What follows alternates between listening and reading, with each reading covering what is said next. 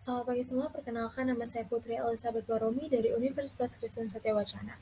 Pada kesempatan kali ini saya akan mempresentasikan mengenai pemodelan volatilitas menggunakan model Kiger CC berdistribusi normal.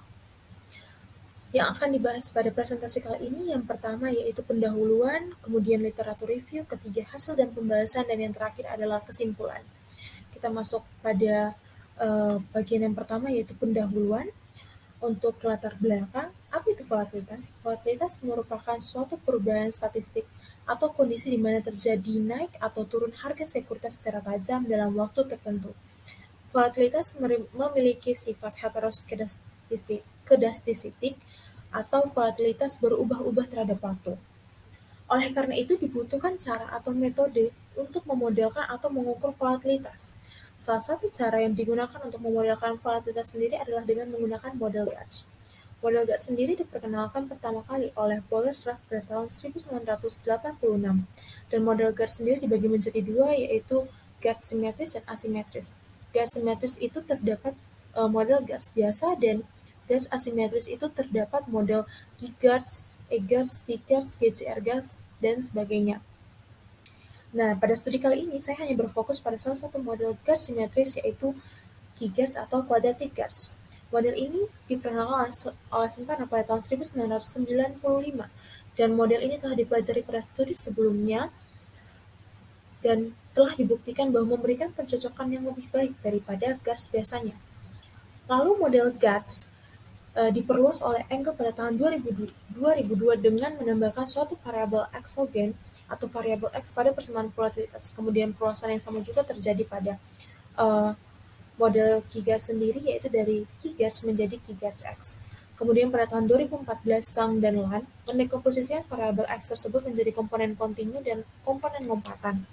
Hal tersebut terjadi juga pada model Kiger X, yaitu dari Kiger X menjadi Kiger CJ. Dan data yang saya gunakan pada penelitian kali ini yaitu data topics periode 2004 sampai 2011 dengan distribusi normal. Selanjutnya, untuk tujuannya ada dua. Yang pertama, mendapatkan hasil estimasi parameter dari model-model yang telah dipelajari berdasarkan metode RWM pada program MATLAB. Kemudian yang terakhir, mendapatkan model dengan hasil pencocokan yang lebih baik untuk data topics. Lalu, yang kedua yaitu literatur review. Nah, pada literatur review kali ini saya akan menunjukkan rumus-rumus yang digunakan dalam penelitian saya kali ini. Yang pertama di sini adalah rumus Kiggers. Di sini RT merupakan return, kemudian sigma T kuadrat ini merupakan model dari Kiggers sendiri.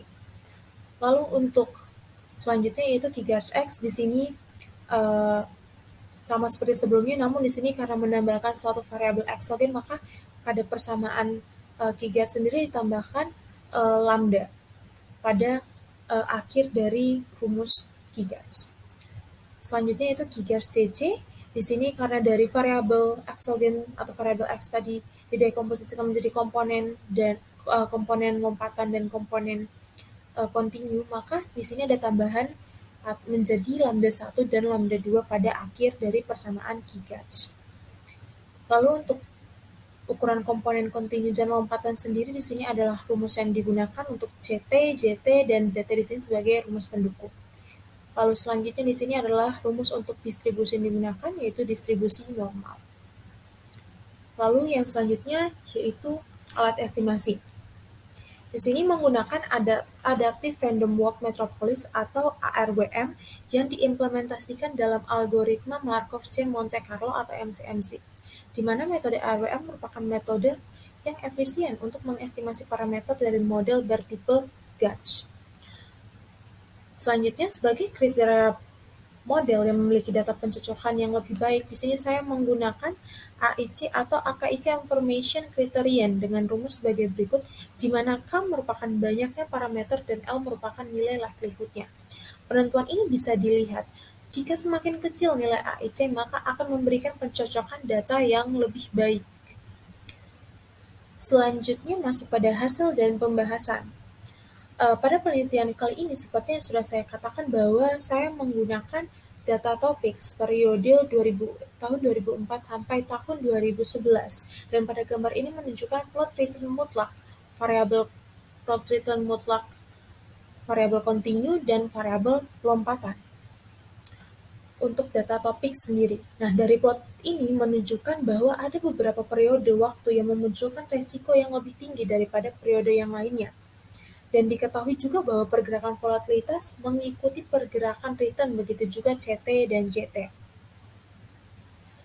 Selanjutnya, hasil estimasi parameter.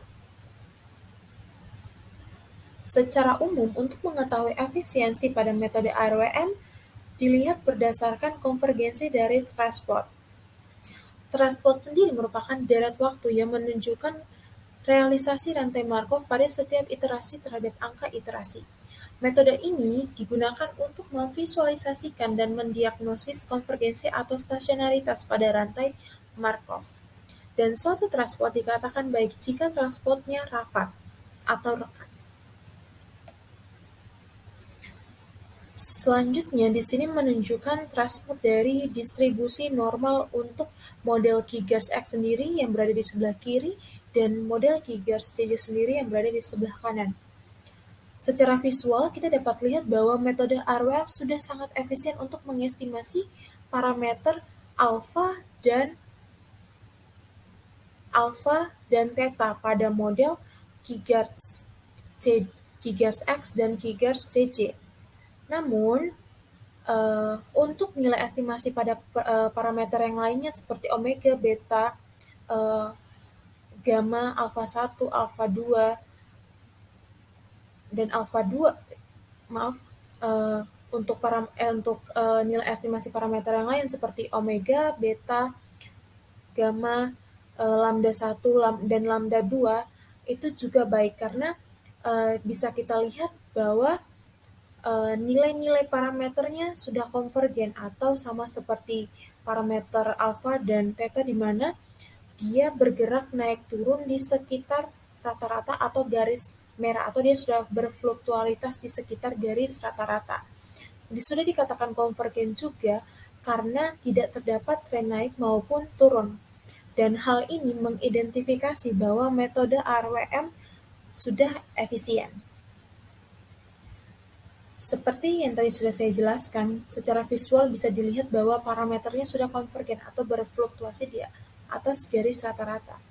Dan metode RWM sudah efisien untuk mengestimasi model. Selanjutnya di sini menyajikan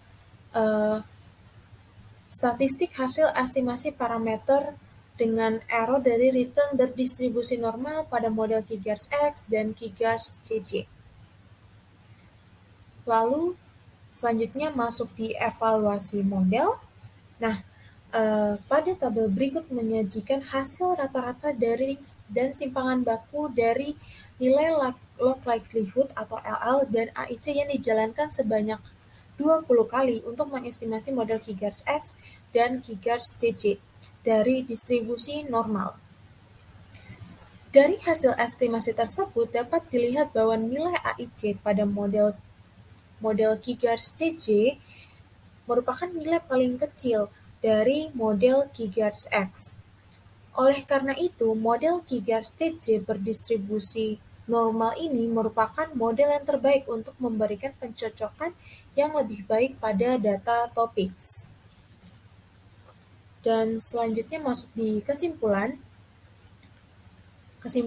Secara visual, metode RWM sudah efisien untuk mengestimasi model, dan dari hasil yang diperoleh, model Kigers-CJ memberikan pencocokan data yang lebih baik sehingga dapat diaplikasikan untuk data lain. Sekian dari presentasi saya. Mohon maaf bila ada kesalahan. Terima kasih dan Tuhan memberkati.